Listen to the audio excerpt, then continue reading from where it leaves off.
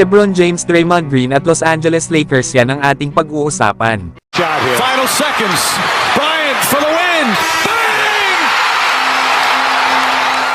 LeBron James nagpakatotoo naman sa magiging laban nila sa Warriors.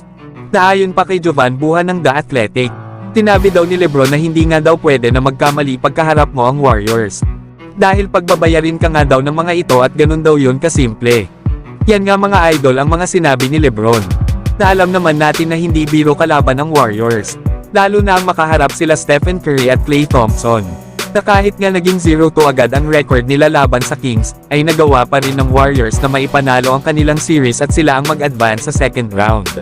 Pero mga idol, may pagkakataon ng Lakers na manalo laban sa Warriors. Ito nga ay dahil sa kanilang mga supporting cast na nakuha sa trade deadline.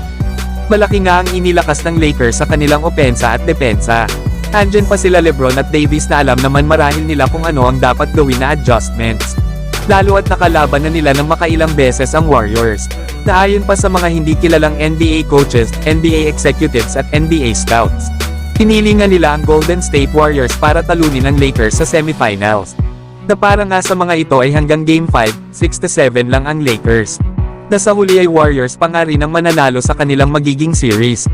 Na ganun din naman mga idol ang kanilang naging prediction sa laban ng Lakers at Memphis. Na malabo nga daw manalo ang kupunan nila LeBron kana Ja Morant. Na ang naging ending ay tinapos lang ng Lakers nang walang kahirap-hirap sa Game 6 ang series nila sa Memphis. At ang kupunan nga nila LeBron ang nag-advance papuntang second round, na dito nga ay muli na naman silang naging underdog. Kaya bukas ay malalaman natin kung magagawa nga ba ng Lakers na ma-upset ang Warriors sa kanilang home court. Samantala mga idol, nasa Bay Area na ang Lakers bilang paghahanda sa magiging laban nila bukas.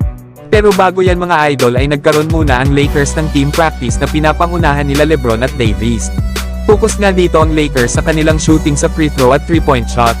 Napanigurado na gagawin lahat ng Golden State Warriors na pigilan sila LeBron at Davis na ma-dominate ang paint area. Kaya naman ay malaking bagay kung nasa rhythm ang Lakers sa kanilang shooting na magagamit talaga nila laban sa Warriors. Pero panigurado din na papagurin nila Stephen Curry ang Lakers katulad ng ginawa nila sa Sacramento Kings. Na kung saan ay itong si Curry na ang naging playmaker at finisher para sa kanilang kupunan.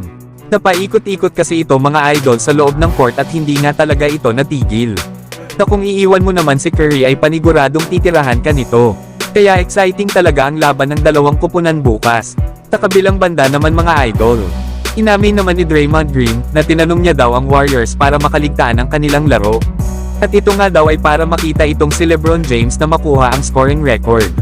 Alam naman natin mga idol na matalik na magkaibigan ang dalawang players. Pero hindi nga daw ito pinayagan ni Steve Kerr.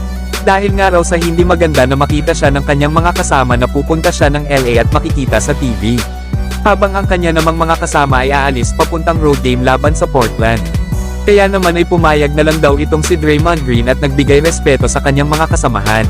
Na wala nga daw itong problema sa kanya at sasama na lang daw siya kasama ang kanyang kupunan. Na doon nga daw ay nakuha nila ang panalo laban sa Portland.